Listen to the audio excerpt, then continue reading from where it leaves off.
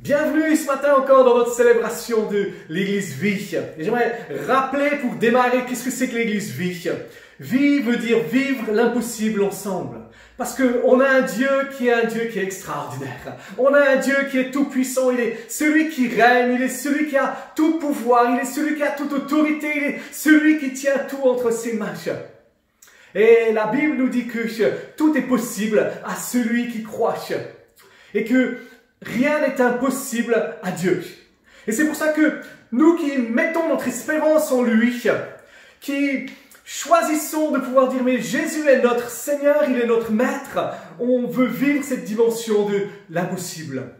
Qu'est-ce que c'est que l'impossible? L'impossible, c'est des choses qu'on ne peut pas faire sans l'apport de la présence de Dieu dans nos vies.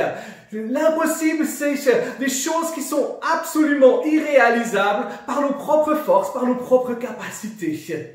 Et c'est ce que Dieu désire faire avec nous. Il a fait de nous des porteurs de vie, des porteurs de miracles, des porteurs de sa présence pour le monde qui nous entoure, pour que ce monde puisse goûter à son amour et à sa présence. Et comment est-ce qu'on peut vivre l'impossible ensemble? Et c'est là que notre vision, c'est des disciples qui grandissent en Christ et qui se multiplient. Le seul moyen de vivre cet impossible, c'est de faire le choix de devenir disciple de Jésus.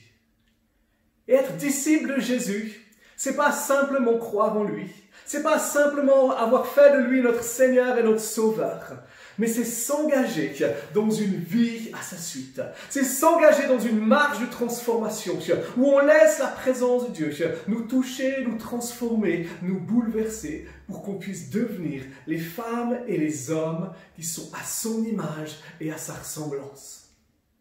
Et parce qu'on est des disciples qui grandissent en Christ, automatiquement, on va se multiplier. Qu'est-ce que c'est que la multiplication?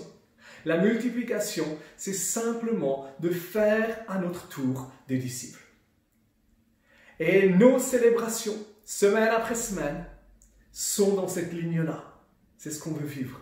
On veut que tu puisses devenir une disciple en Christ, qui grandit dans sa présence, qui grandit dans sa vie, et qui va te multiplier. Et ce matin, on a un programme de nouveau particulier, unique pour toi, et qu'on veut vivre ensemble. On va avoir ce temps de célébration et merci pour la préparation que Tips a fait pour ça. On veut se réjouir, louer Dieu ensemble. Comme disait le pasteur John la semaine dernière, on veut se lever et on veut célébrer Dieu, lui rendre la gloire. Et après ce temps de célébration, de réjouissance, de chant, on aura quelques personnes qui vont nous témoigner du bénéfice du confinement pour eux. Parce que si le confinement est quelque chose qui peut être vu comme négatif, comme restrictif, en même temps, dans chaque épreuve, il y a une opportunité de bénédiction. Dans chaque épreuve, il y a une opportunité où Dieu veut nous rencontrer pour nous apporter quelque chose. Et plusieurs personnes vont partager ce que le confinement leur apporte de positif dans leur vie et dans leur foi. Ensuite, ce sera Pasteur Rachel qui va partager une parole de vie, une parole d'encouragement. Et on veut se réjouir. Célébrons Dieu ensemble. Tips, c'est à toi. Ah, merci beaucoup. Et hello, bonjour tout le monde. J'espère que tout se passe bien chez vous.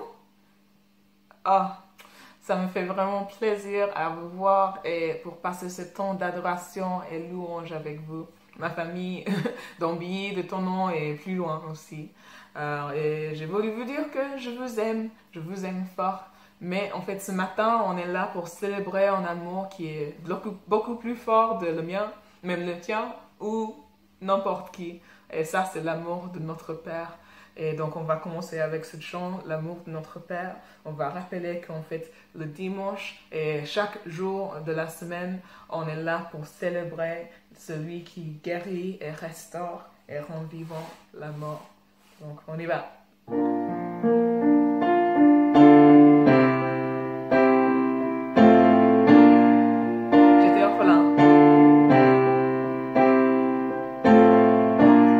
J'étais orphelin, seul abandonné.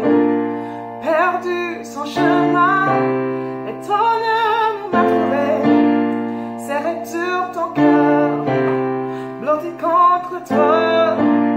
Ma vie est lassée dans la chaleur de tes bras. Il guérit, restaure, confirme les morts. Mon plus grand trésor, c'est l'amour de notre Père. Au feu qui dévore, baptise-moi encore. Esprit amical, ton l'amour de notre Père.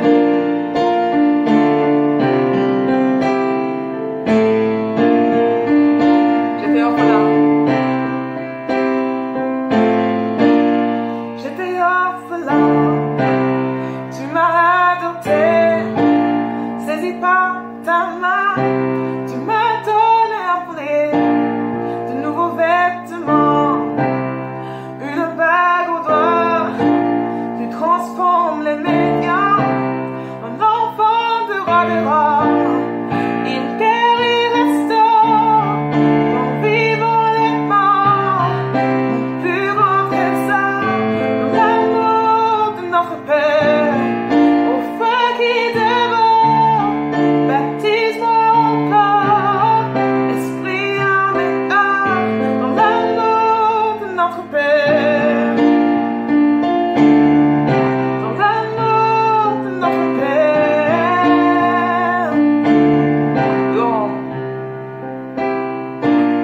Ouan de tendresse, océan de sagesse, joie jusqu'à l'ivresse, c'est l'amour de notre Père. C'est un lion qui rugit, un torrent qui jaillit, douceur et furie, c'est l'amour de notre Père. Volcan de compassion, tempête d'affection, confiance et passion, c'est l'amour de notre Père. Fils venu sur la terre, sa mort n'est pas ouvert, splendeur et mystère, c'est l'amour de notre Père.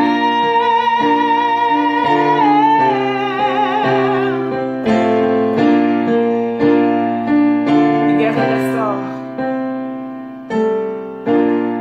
Il guérit, restaure, confirmant les morts. Mon plus grand trésor, c'est l'amour de notre Père. Au feu qui dévore, baptise-moi encore. Esprit amical, dans l'amour de notre Père.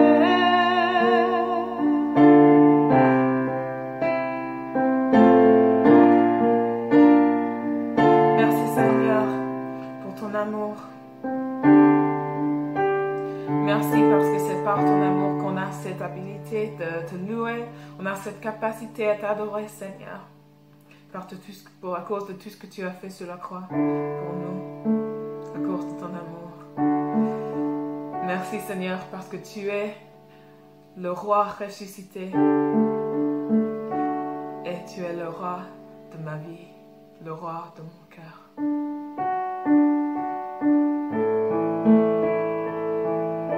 Que le roi de mon cœur, que le roi de mon cœur soit la montagne où je cours, la fontaine où je bois, oh il est mon chant. Que le roi de mon cœur soit l'abri où je me cache, le salut de ma vie, oh il est mon chant. Tu es bon, bon, tu es bon,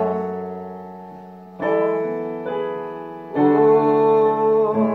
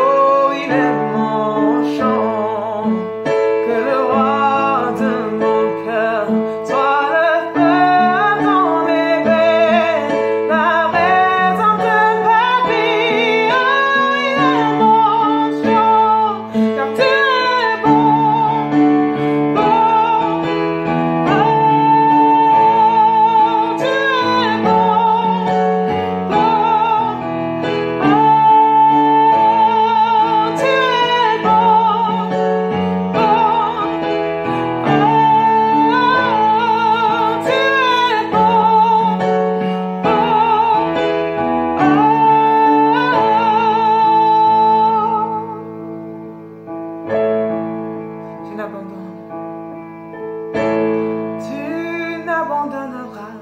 m'abandonneras jamais. Tu n'abandonneras, ne m'abandonneras jamais. Tu n'abandonneras, ne m'abandonneras jamais. Tu n'abandonneras, ne m'abandonneras jamais.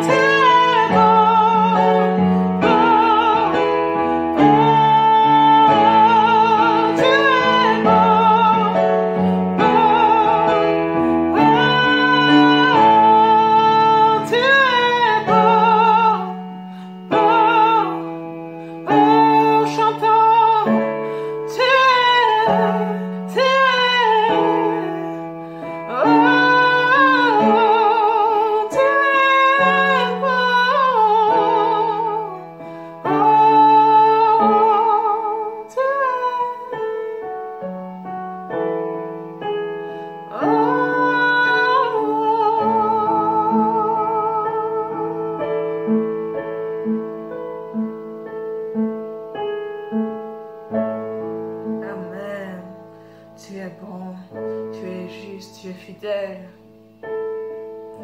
Tu es toujours là. Tu es la paix, l'amour. On est reconnaissant de toi, Seigneur. Merci. Amen. On va passer vers un temps d'offrande et des dîmes. Et je vous encourage d'aller au site internet de vie.be/donner. Là, vous pouvez trouver toute l'info que vous avez besoin pour soutenir l'Église, soutenir les leaders et tout le monde qui sont en train de continuer à faire des choses pour vous, pour essayer de garder cette communauté, même quand on est un peu loin de chacun chaque autre. Donc, oui, merci d'aller ici au site internet vie.be/donner. Et on va chanter maintenant le chant « Que ton règne vienne » et que ton royaume peut venir dans cette pays, en France, en Suisse, dans le monde entier, Seigneur. On va chanter.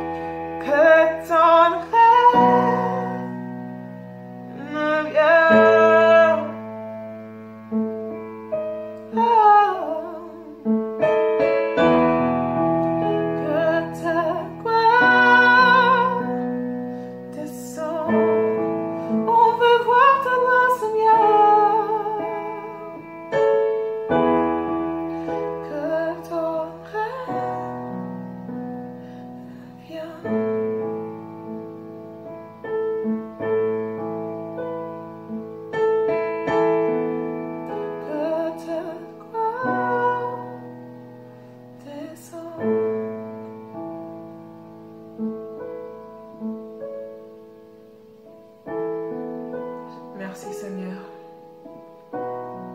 On va voir ta présence ici dans cette paix et dans le monde entier. On va voir ta paix. Au nom de Jésus. Amen. Amen. Merci, Pasteur Rachel. Pourquoi le confinement est une bénédiction pour moi et pour ma foi? Déjà parce qu'il m'a donné du temps. Et donc, plus aucune excuse pour me mettre à prier davantage. J'ouvre plus souvent ma Bible et pour la première fois, elle me parle bien plus qu'avant. J'ai trouvé un passage dans 1 Corinthiens 10, 23. Tout est permis, donc tout m'est permis, mais tout n'est pas utile. Tout m'est permis, mais tout n'édifie pas. Et ça m'a beaucoup parlé parce que avec des temps libres illimités comme ça, moi personnellement, je m'ennuie jamais. Hein, j'ai des idées foisonnantes de divertissement.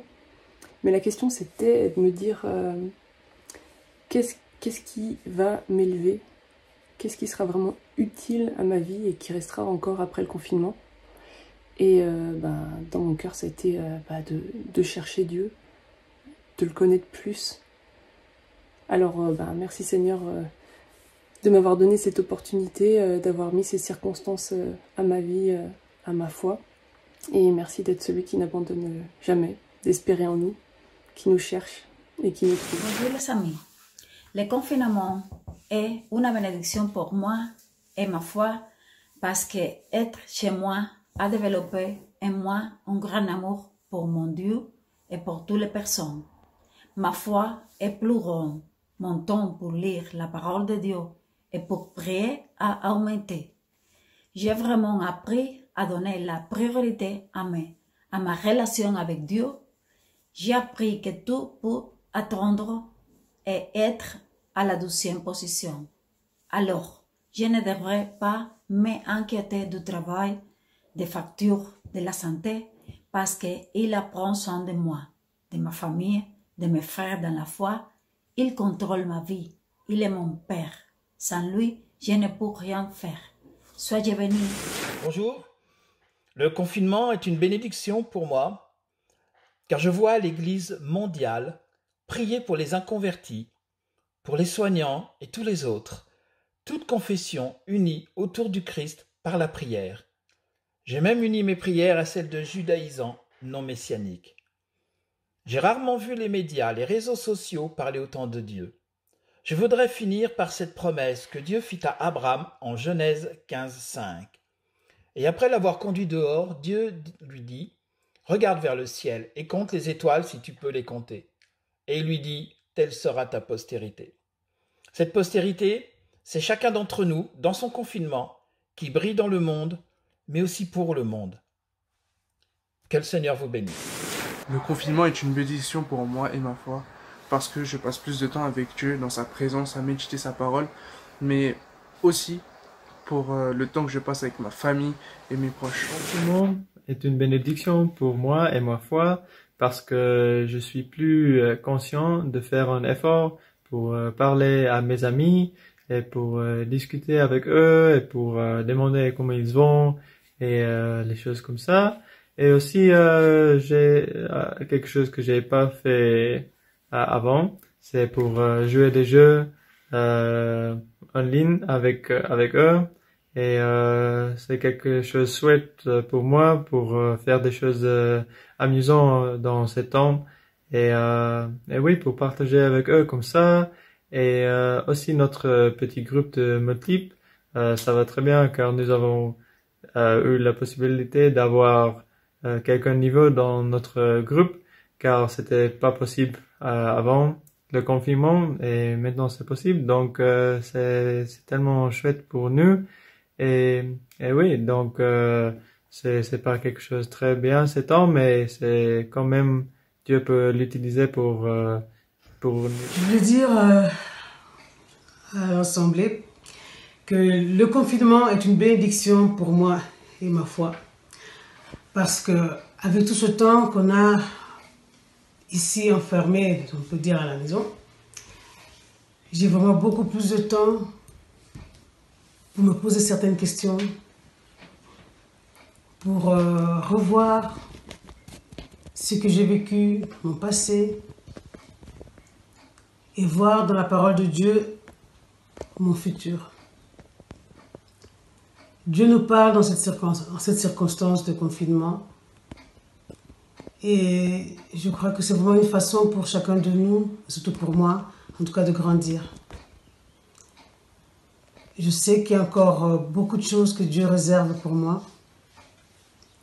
Et vraiment, je pense que après ce confinement, des fruits vont vraiment se présenter. Là, je suis en train de mûrir. Soyez bénis. Le confinement est une bénédiction pour moi et ma foi parce que ça me permet d'éviter les distractions de la vie. Je ne sais pas si c'est pareil pour vous, mais pour moi, je trouve que c'est très facile pour ma vie de devenir très remplie avec des événements, avec les réunions, très occupée. Et en fait, cette pause-là, ça me permet à recentrer moi-même un peu sur ma relation avec Dieu, à passer plus de temps avec lui et aussi faire un peu plus des choses, des passions, des envies que lui il a mises dans mon cœur. Donc maintenant dans ce confinement, je trouve que j'ai plus de temps passé avec mes hôtes, donc on passe des bons temps ensemble, je passe plus de temps à d'apprendre la guitare, je lis des livres, je crée la musique, je danse et voilà, je passe plus de temps dehors dans le soleil aussi. Donc oui, je suis tellement reconnaissant en fait pour ce confinement, même dans les épreuves et les défis. Voilà. Le temps de confinement est devenu une réelle bénédiction pour notre maison parce que nous avons mis en place et nous nous sommes disciplinés à étudier la parole d'une manière approfondie à l'aide de cours de langue hébraïque, ainsi que nous avons mis en place un jour dans la semaine pour le repos de l'esprit, âme et corps. Et la Bible appelle ce jour Shabbat. Et aussi, on a pu recevoir vraiment une direction du Seigneur. Donc, il a mis dans notre cœur un projet depuis un petit moment. Et du coup, voilà, ce projet est vraiment en train de démarrer. Et on est content parce qu'on rentre vraiment dans l'appel de Dieu, qu'on croit vraiment dans notre vie. Et donc moi je veux aussi vous inviter à prier pour que pendant ces temps que le Seigneur vous parle et que tous les projets qu'il a mis dans votre cœur soient pas annulés, parce qu'au contraire c'est maintenant que les projets puissent se mettre en place. Donc on vous bénit et on vous dit à bientôt. À bientôt. Bonjour. Le confinement est une bénédiction pour moi et pour ma foi parce que toutes les choses coopèrent au bien de ceux qui aiment à Dieu. En tant que famille, c'est une opportunité que Dieu nous apprend à propos de la vie et de la foi. Et en tant qu'Église, nous sommes reconnaissants combien vous nous manquez, combien la communion physique est importante. Les portes des églises, elles sont fermées, mais les portes du ciel, elles sont ouvertes pour qu'on puisse rester en communion, en prière, en ce moment de confinement.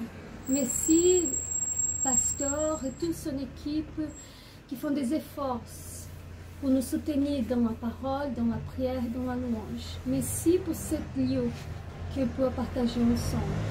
Merci infiniment. À bientôt. Au revoir. Le confinement, c'est une bénédiction pour moi et ma foi, parce que c'est comme si le temps s'était ralenti. Comme si tout d'un coup, j'avais du temps devant moi. J'avais l'habitude de toujours courir après le temps, que ce soit en famille, que ce soit au travail, même à l'église, je courais après le temps. Et là, depuis qu'il y a cette période si particulière de confinement, eh bien, j'ai l'impression que chaque instant devient important. Chaque instant porte du sens, aussi petit soit-il.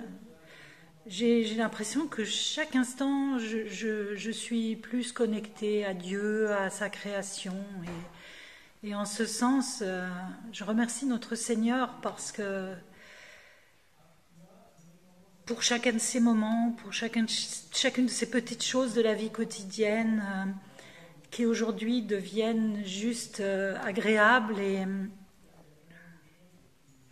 et avec lesquelles je peux me sentir avec lui et lui parler et l'écouter. Voilà, je crois que c'est ça qui fait que le confinement pour moi est une bénédiction aujourd'hui. Bonjour à tous, c'est bon de vous voir ce matin. Comment allez-vous? Oui, nous sommes toujours en confinement, mais est-ce que nous sommes toujours actifs pour le royaume de Dieu? Jésus nous enseigne, allez et faites de toutes les nations des disciples. Mais est-ce que Jésus avait-il oublié que nous serions dans ce temps de confinement et que nous ne pourrions peut-être pas accomplir cette mission? Est-ce que Jésus n'aurait pas dû anticiper cette situation? Dieu n'est pas pris au dépourvu, chère Église.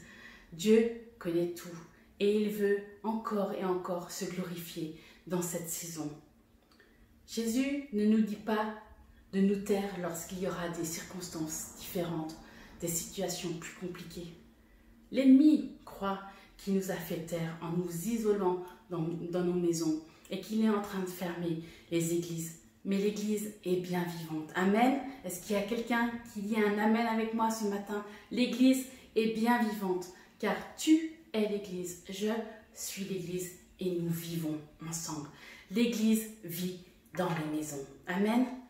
Alors, si nous revenons sur cette mission, allez, faites de toutes les nations des disciples. Aller est bien un verbe d'action, je vous l'accorde. Mais il ne correspond pas juste à « va dans les rues, prêche l'évangile ». Il correspond aujourd'hui, dans cette saison, prends ton téléphone, appelle celui qui souffre, appelle celui qui a besoin d'entendre ta voix, appelle celui qui a besoin d'être encouragé, envoie un message à l'un, à l'autre. Prenons soin les uns les autres. C'est ce que Pasteur Luc a apporté comme encouragement en ce début de semaine. Nous ne sommes pas paralysés dans ce temps de confinement. Ça, c'est un mensonge de l'ennemi. Et il essaie de nous faire croire. Mais vous savez, je sais que l'ennemi, c'est le père du mensonge. Pourquoi le croirions-nous encore? Jésus s'est entouré d'hommes. 12 hommes, vulnérables comme toi, comme moi, avec des défauts, des péchés. Mais Jésus les a pris avec lui pour qu'ils reproduisent ce qu'il leur enseignait et pour que eux, à leur tour, ensuite, ils puissent faire des disciples. Jésus a été un modèle, est notre modèle encore aujourd'hui. Jésus n'était jamais seul. Il est notre modèle et il nous demande d'en faire de même. Parce que si tu restes seul, qui peux-tu enseigner? À qui tu peux transmettre ce que tu as reçu de Jésus? Jésus nous a donné ce modèle qui est simple et reproductible. Jésus avait compris qu'il n'y arriverait pas seul. Il aurait pu avoir un ministère international, mais il a choisi de se concentrer sur ses 12 en les équipant, en les enseignant, en les formant. Jésus a choisi des hommes simples, à l'exception de Paul, mais c'est eux qui ont évangélisé le monde. Leur enseignement était simple, celui de Jésus. Jésus racontait des histoires simples, faciles à retenir. Alors là, tu viens d'entendre beaucoup ce mot simple, on dit que c'est simple, et pourtant, ça semble tellement compliqué. Oui, c'est compliqué, si tu commences à vouloir tout comprendre et à raisonner. Mais c'est simple, si tu fais confiance en ton Dieu, que tu mets en pratique et que tu obéis. On n'est pas sauvé par la connaissance, par notre raisonnement ou notre manière de vouloir comprendre les choses. On est sauvé par la foi. Et la foi nous amène à obéir. Nous avons un exemple concret dans la Bible qui est dans Luc 5, verset 4. Jésus dit à Simon, « Avance en pleine eau et jetez vos filets pour pêcher. » Simon lui répondit, « Maître, nous avons travaillé toute la nuit sans rien prendre, mais sur ta parole, je jetterai le filet. » L'ayant jeté, ils prirent une grande quantité de poissons et leur filet se rompait. Qu'est-ce qui s'est passé? Simon connaissait Jésus et Jésus a activé la foi de ces hommes. Et ils ont cru. Il les a mis au défi et ils ont cru et ils ont obéi. Simon dit, sur ta parole, parce que tu l'as dit, je jetterai le filet. Simon s'est appuyé sur la parole de Jésus. Il lui a fait confiance. Mais surtout ce qu'il a fait, c'est qu'il a obéi. Et ça lui a apporté la bénédiction. L'obéissance, chère Église, est la clé de la multiplication.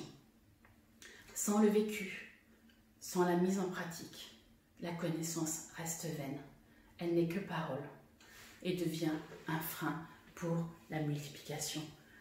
L'obéissance rend les choses tellement plus simples. Sauf si tu laisses tes raisonnements prendre le dessus. Si tu discutes, surtout. Si tu cherches toujours à contrer l'autre, ou même des fois contrôler la foi de l'autre parce que ça te dépasse. Et puis au final, aucune action est faite. ta foi doute. Parce que tes attitudes accueillent le doute à bras ouverts. Car tu t'appuies sur tes pensées au lieu de t'appuyer sur ton Dieu. Ton Dieu qui désespère de communiquer avec toi afin de te faire grandir ta foi et que tu puisses entrer dans la mission, dans sa mission, là où il t'attend. On parle souvent d'action et au final, on est souvent immobile à cause de toutes ces choses. Dans Jacques 1, 22, il est écrit « Mettez en pratique la parole et ne vous bornez pas à l'écouter en vous trompant vous-même par de faux raisonnements. » Est-ce que nous voulons continuer à argumenter, à raisonner, à écouter, à vouloir tout comprendre sans agir? Ou ce matin, nous choisissons de jeter nos filets afin de récolter la bénédiction en étant des imitateurs de Christ. Amen. La Bible nous dit dans Romains 10, 17, « Ainsi la foi vient de ce qu'on entend. Ce qu'on entend vient de la parole de Christ. » Simon a dit « Sur ta parole, sur ce que tu dis, Seigneur, sur ce que je crois de toi, Seigneur, je jetterai mes filets. » Éphésiens 2, 8 dit « Car c'est par la grâce que vous êtes sauvés, par le moyen de la foi, et cela ne vient pas de vous, c'est le don de Dieu. » Ta foi, ma foi, nécessite l'obéissance. Si notre foi n'est pas obéissante, ce n'est plus de la foi, mais c'est du raisonnement. Par contre, en revanche, si ton cœur est touché par la présence de Dieu, si ton esprit est renouvelé par le Saint-Esprit, alors tu vas pouvoir appliquer l'obéissance parce que tu fais confiance en ton Dieu, en mon Dieu. Il y a beaucoup de choses que l'on sait, mais peu qui sont vécues. Et franchement, que pouvons-nous dire, que pouvons-nous transmettre sans un vécu? Tout devient que théorie, et la théorie ne donne pas la vie. La vie se transmet par la réalité de ce que tu vis, pas par les histoires des autres ou par des théories. La vie, elle se contamine. Mais pour contaminer, il faut l'attraper. Il faut l'avoir en soi, cette vie, cette réalité. Pour transmettre, il faut aimer, il faut être proche, il faut vivre ensemble. Nous savons très bien aujourd'hui, dans cette période, ce que nous ne devons pas faire pour être contaminés. Alors aujourd'hui, faisons la différence. Donnons la vie, donnons l'amour et non pas des théories. La meilleure façon de transmettre cette vie qui est en nous est en étant ensemble, en communiquant ensemble, en formant des disciples, en travaillant en équipe et surtout en ne restant pas seul. Si tu es seul, tu ne peux rien reproduire, tu ne peux rien transmettre. Alors maintenant, peut-être que tu te dis, mais à qui je peux transmettre? Tout d'abord, j'ai envie de te dire, arrête de juger les personnes en fonction de leurs actes et de penser qu'elles ne changeront pas. Arrête de juger avec tes yeux physiques et active les yeux de ton cœur. Arrête de mettre les gens dans des boîtes. Ne cherche pas que la personne qui semble avoir ton profil. La personne qui te semble être à l'opposé de toi est peut-être bien la personne que tu dois prendre dans ton équipe. La personne que personne ne veut, peut-être bien que c'est à toi de la prendre dans ton équipe. Ne méprisons personne, car chacun est créé à l'image de Dieu. Recherchons l'or qui est dans les vies, ce que Dieu a placé dans les vies, en enlevant la boue qui est à la surface. Et soyons nous-mêmes des imitateurs de Jésus-Christ qui donne envie de suivre. Amen. Demandons à Dieu d'élargir notre cœur, Église. Relisons attentivement, je vous encourage, Matthieu 7, de 1 à 7, qui nous parle de ne pas juger. Et reprenons-nous chacun. Ne laissons pas notre cœur partir à la dérive de jugement. Regardons dans cette personne, dans cette autre personne, ce qu'elle peut nous apporter au lieu de voir tous les manques qu'il peut y avoir. Elle est certainement complémentaire pour toi ou pour d'autres dans ton équipe. Oui, il y a des manques, mais si tu fais ce que Dieu te demande, si tu obéis, Dieu va pourvoir à ces manques. Amen. Si nous nous rendons redevables pour porter du fruit et grandir, il y a un autre point important dans la relation. Savoir prendre, accueillir les feedbacks de ceux qui nous entourent et ne pas les rejeter, ne pas se sentir accusé. Nous ne devons pas avoir peur de montrer qui nous sommes, de nous montrer avec nos faiblesses, ce qui permettra à ceux qui sont autour de nous de pouvoir aussi être vrais et de pouvoir aussi nous montrer leurs faiblesses. Si nous sommes trop exigeants, personne ne voudra nous suivre. Si nous n'acceptons pas les feedbacks, on va se replier sur nous-mêmes, fuir pour finir à rester seul. Oui, on dit, tu vas peut-être plus vite en étant seul, mais ensemble, nous irons plus loin. Et Dieu veut que nous soyons ensemble parce qu'il nous a créés pour être en relation. Amen. Donnons-nous la permission les uns aux autres de nous avertir, nous exhorter, nous corriger, nous encourager. Soyons vrais, soyons vulnérables, marchons dans la lumière et que nous ne nous trompions pas nous-mêmes, car n'oublions pas que Dieu sait tout, Dieu connaît tout de nous. Dans Proverbe 15, versets 31 et 32, il est écrit « Celui dont l'oreille est attentive aux réprimandes, qui mène à la vie. Celui qui écoute la réprimande acquiert l'intelligence. Celui qui veut agir seul a bien sûr l'avantage de n'avoir personne qui va le freiner ou qui va lui faire des reproches ou une remarque. Mais sans redevabilité, sans correction, il y a toutes les chances de tomber dans un piège qui s'appelle l'orgueil.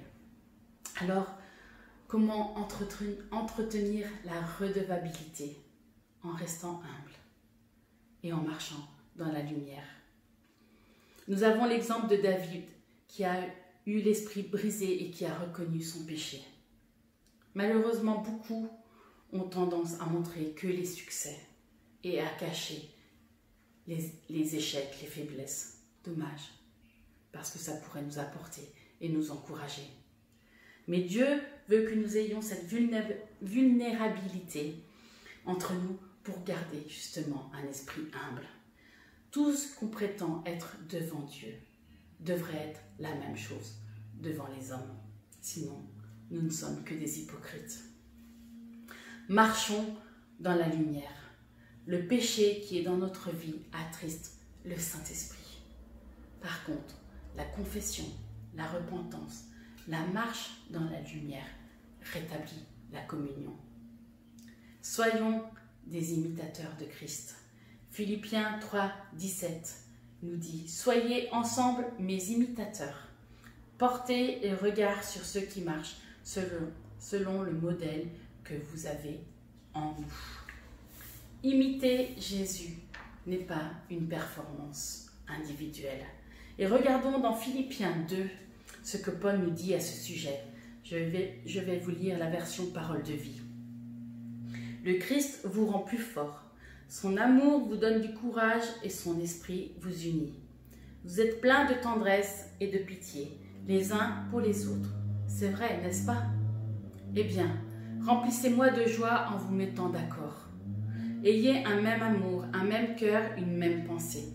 Ne faites rien pour passer devant les autres ou pour que les autres vous admirent. Cela ne vaut rien. Au contraire, soyez simples et pensez que les autres sont meilleurs que vous. Ne cherchez pas votre intérêt à vous, mais cherchez l'intérêt des autres. Entre vous, Conduisez-vous comme des gens unis au Christ Jésus. Amen. Paul demande aux Philippiens d'avoir une même pensée, un même amour, un même cœur. Et il leur demande de ne pas tomber dans le piège de la rivalité, de l'orgueil. En résumé, reflétons ensemble l'attitude de Christ. Nous nous dévoilons dans nos réactions, dans notre manière de vivre, quand nous sommes ensemble, en communauté. Pas tellement quand nous sommes seuls. La vie en commun est un révélateur infaillible de notre caractère. N'en ayons pas peur, soyons vrais. Ne soyons pas dans une culture de compétition en avançant seuls. Jésus dit dans Jean 13, 35, « À ceux-ci, tous connaîtront que vous êtes mes disciples, si vous avez de l'amour les uns pour les autres. » Alors si tu cours seul, tu es en compétition pour ta propre vision. Le modèle que Jésus nous a laissé, c'est de courir ensemble et bâtir ensemble le royaume de Dieu. Pouvons-nous choisir de courir ensemble pour sa vision et non la nôtre? Amen. Si tu parles de ta vision, ce n'est pas la vision de Dieu. Ne demandons pas à Dieu une vision pour soi-même, mais cherchons à connaître sa vision, sa volonté pour le royaume et dans lequel Dieu veut nous utiliser, nous établir. Il y a beaucoup d'exemples dans nos vies, je pense, en tout cas dans ma propre vie, qui montrent le temps que nous avons perdu parce que nous courons pour un homme au lieu de courir pour Dieu. Que l'on puisse se recentrer et vraiment faire cette course pour notre Dieu. Sache que tu n'as pas besoin de te réaliser. C'est Dieu qui te place et c'est Dieu qui t'élève. Nous avons cette histoire dans Samuel, l'histoire de David, où l'on voit que l'onction sur la vie de David l'a amené à se battre pour la vision de Dieu et non pas pour la vision d'un homme, Saul. Ne reproduisons pas l'histoire de Saul.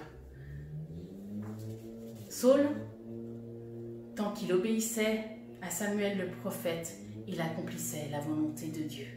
Mais dès qu'il a eu peur du peuple, et surtout, il a eu peur de perdre sa position, il est tombé dans sa vision, sa propre vision personnelle.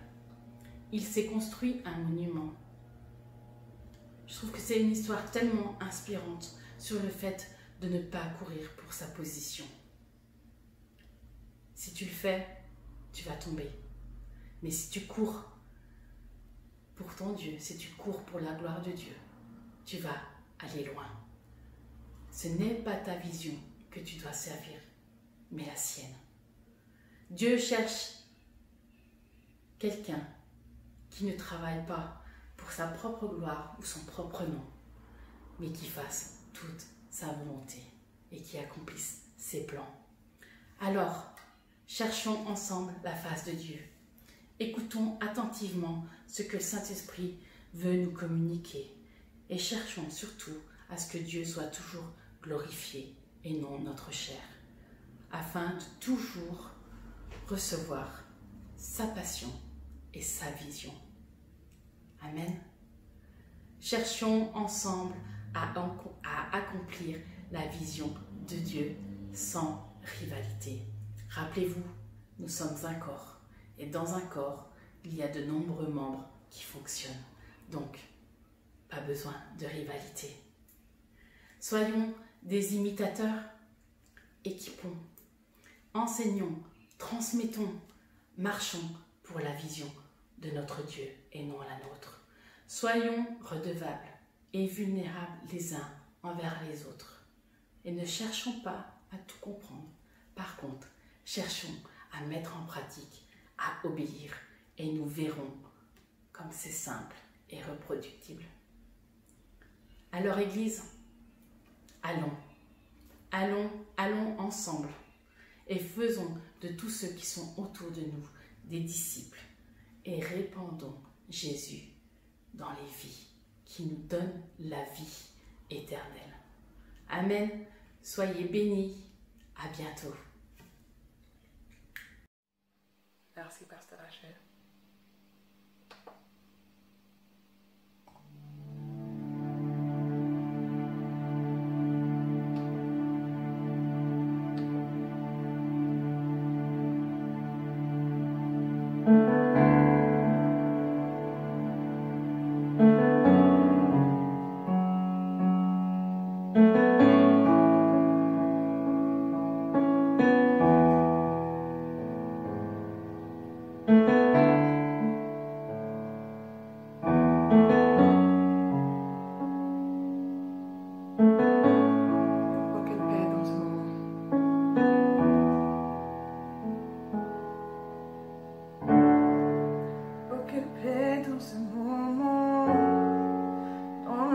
De ta présence, quand le bruit fait briller, et tu parles à mon âme, tu as tout mon attention, fais-moi entendre ta voix, je ne veux rien manquer. Seigneur, mon cœur désire plus de toi, mon cœur recherche ta face, alors je sais à toi. Tout en moi est ému par ton amour, captivé par qui tu es. Conduis-moi à te connaître plus encore. Je veux m'approcher de toi, fais s'aimer par derrière moi. Seigneur, viens toucher ma vie à nouveau.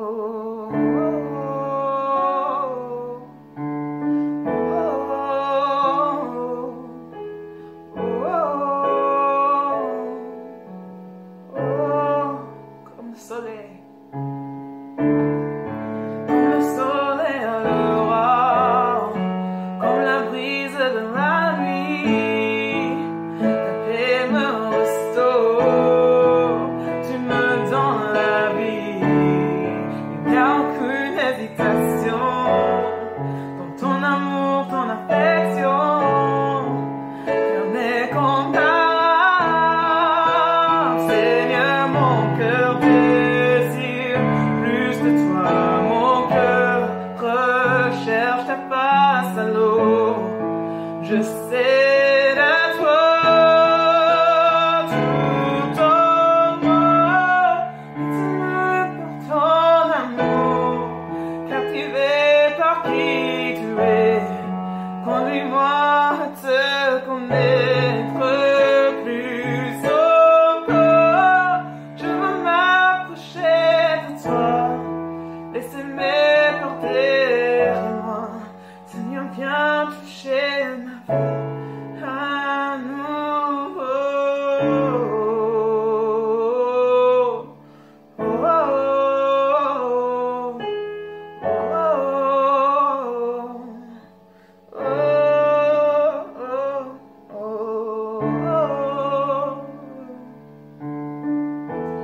C'est notre prière, Seigneur. À toi j'ouvre mon cœur, à toi j'ouvre mon cœur, Seigneur. À toi j'ouvre mon cœur à jamais. T'en fais ce que toi seul sais faire. Jésus, viens régner dans ma vie.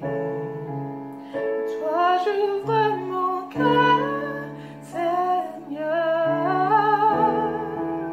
À toi j'ouvre mon cœur à jamais. T'en fais ce que toi seul sais faire. Jésus, viens régner dans ma vie. À toi j'ouvre mon cœur, Seigneur. À toi j'ouvre mon cœur à jamais.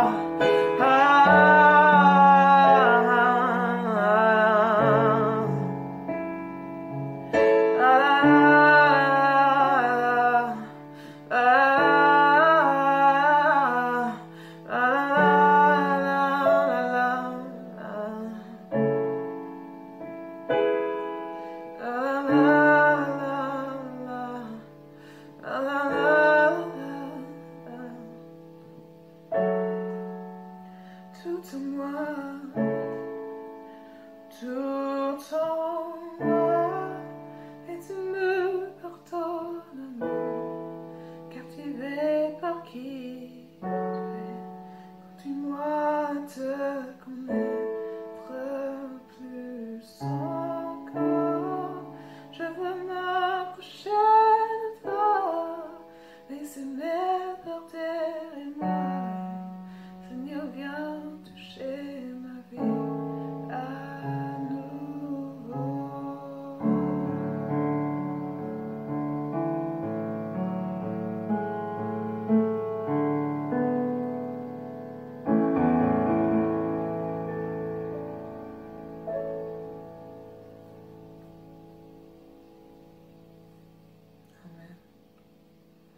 Bon dimanche à tous. Et voilà, on arrive déjà à la fin de ce temps de célébration ensemble. Et qu'est-ce que c'est bon de pouvoir vivre la présence de Dieu ensemble, de pouvoir être encouragé, de pouvoir être défié. Merci à chacune et à chacun qui a permis cette célébration d'avoir lieu encore aujourd'hui. Merci pour vos témoignages, merci pour la louange, merci pour le message qui a été partagé, merci pour ce qui a été fait pour les enfants aussi. Je rappelle que vous avez sur notre playlist Jeunes pour Jésus des vidéos spécialement qui sont là pour les enfants. Et j'aimerais simplement, avant de terminer, vous dire qu'on a mis en place tout un programme aussi qui est là pour vous spécialement tout au long de la semaine, pour vous accompagner, pour vous encourager, pour vous défier et pour vous équiper, pour être celles et ceux que Dieu a choisi que vous soyez. Donc on a, bien sûr, comme on vient de le vivre maintenant, tous les dimanches matins sur notre chaîne YouTube, à 10h, la célébration ensemble. À 10h30, on a quelque chose de spécial pour les enfants sur le playlist Jeunes pour Jésus. Et la Sainte Seine par Zoom à environ 11h10, c'est ce que nous allons faire maintenant. Vous aurez les liens qui vont arriver, n'y allez pas tout de suite, il y a encore une surprise qui vous attend à la fin de ce temps. Et le lundi, tous les lundis à 14h, on a une parole de vie, une petite vidéo qui est là pour de 5 à 10 minutes pour vous encourager dans votre foi, pour vous défier à aller plus loin. Le mercredi, à 8h30, je vous invite à prendre un café avec moi sur Zoom, de 8h30 à 9h30. Vous pouvez vous connecter sur Zoom. Ensemble, on prend un café, on partage, on discute, on prie et on s'encourage. Le soir à 19h, tous les mercredis, vous avez un temps de louange qui sera à votre disposition pour que vous puissiez louer Dieu, que vous puissiez le célébrer, que vous puissiez vous réjouir dans sa présence. Le jeudi, on veut démarrer à partir de cette semaine, à partir de 18h, un temps où on veut équiper pour servir. C'est notre formation, équiper pour servir, 60 minutes qui sont là pour que vous puissiez être formés en tant que disciples de Jésus, pour bâtir, pour construire, pour faire ce que Dieu vous demande de faire. Ce n'est pas un enseignement théorique, mais c'est des choses qui vous permettent la mise en pratique pour que vous soyez les disciples que Jésus a choisis que vous soyez pour vous multiplier. Et le vendredi matin, à 8h30, par Zoom, on se retrouve pour prier ensemble. De 8h30 à 9h30, on veut chercher la face de Dieu ensemble, on veut prier pour les différents besoins, on veut prier pour notre nation, pour différentes nations, etc. Donc rejoignez-nous le vendredi. Le vendredi soir, à 19h30, No Limits pour les jeunes de 13 à 18 ans. C'est un temps où ils vont être encouragés, défiés, ils vont pouvoir partager. C'est par Zoom que ça a lieu. J'aimerais juste encore dire, quelques personnes m'ont posé la question, mais comment est-ce que financièrement on peut apporter nos dîmes et nos offrandes pour l'Église? C'est simple. Vous allez sur le site vie.best/donner. Et là, vous trouverez soit les coordonnées pour faire un virement bancaire, soit vous pouvez payer avec votre carte bleue, ou vous pouvez aussi avoir l'adresse de l'église pour pouvoir envoyer un chèque. Mais il y a aussi un onglet spécial, ou un bouton plutôt spécial pour la mission. Parce que on continue, on a des engagements missionnaires par rapport à Jérôme, par rapport à Véronique, par rapport à la dîme pour Israël, par rapport aussi, on veut investir pour les déshérités de notre région. Donc, vous pouvez aussi soutenir la mission sur cet onglet-là. Si vous avez des questions, si vous voulez savoir comment aller plus loin dans votre foi, n'hésitez pas à nous contacter sur contact@vie.best. Ce sera une joie de pouvoir vous répondre, de pouvoir prendre du temps aussi avec vous. Et le mot de la fin, aujourd'hui, c'est Jérôme, notre missionnaire à La Réunion, qui fait un travail absolument extraordinaire parmi les déshérités, les SDF. Et c'est lui qui aujourd'hui va nous donner ce petit mot de la fin, ces petites paroles d'encouragement et de bénédiction. Donc, n'allez pas tout de suite sur Zoom, regardez, écoutez Jérôme et soyez bénis richement. Bonjour famille Elim, coucou les amis. Tout d'abord, j'espère que vous allez bien, que ce temps de confinement n'est pas trop pénible pour vous et vos proches. Je vous vois pas et j'ai pas l'habitude de faire ce genre de vidéo et j'espère qu'elle sera de bonne qualité. Pasteur Luc m'a demandé de partager avec vous une parole d'encouragement et j'ai l'impression de parler à mon téléphone, mais bon, j'espère que malgré tout vous serez bénis et encouragés comme je l'ai été la semaine précédant le week-end de Pâques. Alors qu'on entendait et qu'on entend encore malheureusement parler de mort partout à cause de ce virus, le Seigneur Jésus m'a rappelé, plus que jamais, au fond de moi, que nous devons célébrer la vie. Alors je ne veux pas minimiser sur ce qui se passe, il y a beaucoup de familles en deuil malheureusement, et je prie vraiment que le shalom, que la paix profonde et la paix parfaite de Jésus les console et les renouvelle à l'intérieur d'eux-mêmes, et voilà, vraiment c'est ma prière pour ces personnes en deuil. Et donc je disais que durant cette semaine sainte, comme on dit, j'ai voulu zapper un peu l'actualité qui nous bombarde de Covid-19 matin, midi et soir, et je me suis dit, si je profitais de ce moment coincé à la maison pour le louer. Quand je dis louer, ce n'est pas que chanter, vous savez, c'est le remercier et me remémorer ce qu'il a fait. C'est ce qu'il nous a demandé, non? Faites ceci en mémoire de moi. Il parle là du pain et du vin, ce qu'on appelle communément la Sainte Seine, que vous connaissez tous. Mais moi, ce qui me frappe en relisant les évangiles, c'est que Jésus, alors qu'il devrait être en panique, j'ai envie de dire, eh ben, à ce moment-là, qu'est-ce qu'il fait? Il sait qu'il va mourir, mais il se met à louer. L'évangile de Marc nous dit au chapitre 14, verset 26, que Jésus et les disciples chantent des hymnes et des psaumes de la fête. Mais de quelle fête il s'agit? Vraiment, eh bien de la Pâque juive. Et les Juifs avaient pour coutume et tradition de manger l'agneau, de manger du pain sans levain, mais aussi de chanter des hymnes durant cette fête. Et ces hymnes, on peut les retrouver dans les psaumes 113 à 118. Je les ai relus durant la semaine de Pâques et elles m'ont fait un bien fou et j'ai été vraiment encouragé par ces psaumes. Ce sont des psaumes de délivrance, de refuge en Dieu, de réjouissance dans les moments difficiles et en envie en ce moment. Et Jésus, lui, entre deux déclarations, et pas des moindres, la première, c'est qu'il annonce qu'un disciple va le trahir, et la deuxième, c'est qu'il dit à Pierre qu'il allait le renier. Et vraiment, entre ces deux annonces-là, la Bible nous dit que Jésus et les disciples chantent et louent. Alors le mot « louer », en hébreu, c'est « Hallel » qui a donné le mot « Alléluia » qu'on connaît tous, qui veut dire « Loué soit Dieu, gloire à Dieu ». Et oui, mes amis, loué soit Dieu. Vraiment, durant ce confinement, gloire à Dieu. Malgré le fait que nous soyons dans l'incertitude, vous êtes peut-être inquiets, je pense pour votre travail, votre salaire, pour la santé de vos proches, et moi aussi je le suis. Et c'est légitime tout ça. Mais c'est aussi cela le message de Pâques, non, vous ne croyez pas? Le message de Pâques, c'est la résurrection de Jésus-Christ, mais aussi la résurrection de notre être intérieur, la résurrection de notre paix, de notre relation avec lui, la résurrection de notre joie, la résurrection de notre espérance, malgré les circonstances du moment. Voilà, et après Pâques, comme vous le savez, on attend, il y a la Pentecôte qui arrive bientôt, et Jésus a demandé aux disciples d'attendre le Saint-Esprit. Mais nous aujourd'hui, nous avons plus à attendre. Bien au contraire, nous avons à prendre les devants, à inviter le Saint-Esprit chez nous, à l'accueillir dans notre maison, à l'accueillir dans notre vie, à lui dire que toi seul, Saint-Esprit, tu peux nous délivrer, toi seul, tu peux nous protéger de ce virus, toi seul, tu peux nous donner l'espérance d'un avenir et de lendemain plus réjouissant. C'est ce que je nous souhaite à tous, que je souhaite à chacun d'entre vous, à chaque frère et sœur qui regarde en ce moment, et aussi c'est ce que je souhaite à notre pays, à notre monde, parce que le monde entier en ce moment souffre de cela. Et alors vraiment ce Saint-Esprit, il faut l'inviter avant la Pentecôte, il faut l'inviter maintenant, là où vous êtes, chez vous, peut-être en train de regarder ce culte sur Internet, invitez-le, car le Saint-Esprit, n'oublions pas qu'il est le consolateur.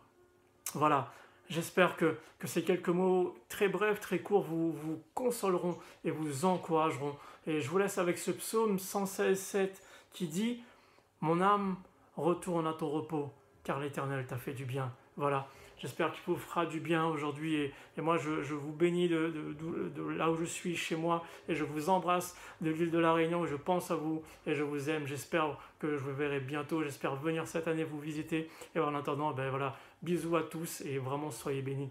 À bientôt. Bye bye.